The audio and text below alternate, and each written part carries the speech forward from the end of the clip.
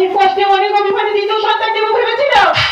এমনকি আমি হসপিটালে পর্যন্ত গিয়েছিলাম, কিন্তু হসপিটালে ডাক্তার বললো তোমার এই বয়সে সন্তান হবে না। সেই কথা শুনে আমি বাড়িতেই ফিরছিলাম, রাস্তার মধ্যে দেখি কয়েকজন মিলে বিড়াল বাচ্চাকে মারছে। আমিও দেখতাম, আমার অনেক কষ্ট হয়, তাই এই বিড়াল বাচ্চাকে এনেছি। আমি পুষ্প বলে রে বাবা, আমি পুষ্প বলে। তাহলে না তুমিও বিড়াল বাচ্চা বুঝছো?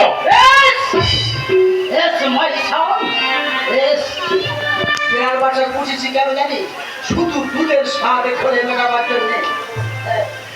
সারা হাটেতে মাঠেতে বাড়ি ফিরলে কেউ বাবা বলে ডাকুনি। আমি জানি হাটেতে মাঠে দাঁড়িয়ে এই বিড়াল বাচ্চা আছে বাবা বলতে না আমার মন্ত্র দেয় আমার করে গা হাতে উঠবে, তাতে শান্তি। তবে কথা শোন, বিড়াল বাচ্চা বিড়াল হয়, কুকুর বাচ্চা কুকুর হয়, গরুর বাচ্চা গরু হয়, কিন্তু মানুষের বাচ্চাকে মানুষ করতে হয়। হয়তো আমি তোর ঠিক মতো মানুষ করতে পারিনি, তাই তুই মাঝের বাপের গায়ে উঠে আছিস।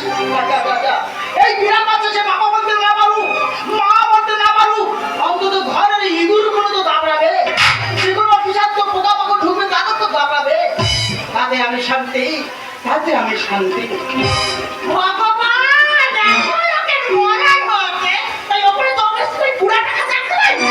বুড়া করবি না, বুড়া করে দেবো।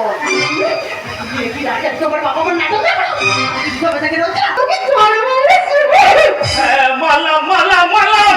এই কথা যদি আগে বলতাম তাহলে আমার বাবা মার আগে অভিমানে বিড়াল বাচ্চা বুঝতো না।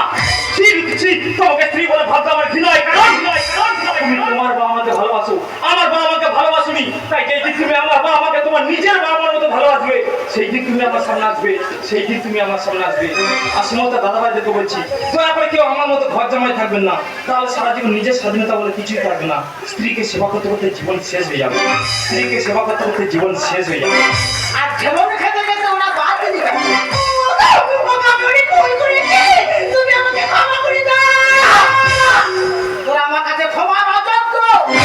জন্ম থেকে আমি তোমাকে গুরু মানে, তুমি বাবা তুমি মা, তাই আমি আজীবন জানি। জন্ম থেকে আমি তোমাকে গুরু মানি, তুমি বাবা তুমি মা, তাই আমি আজীবন জানি। তবে কেন আমায় তুমি বলছো যেতে বহু,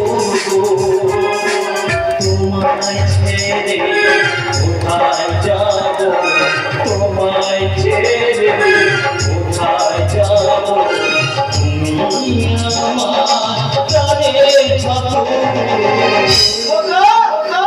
নাচনি করেছি ক্ষমা করো বাবা ছাড়ো, নাচনি করেছি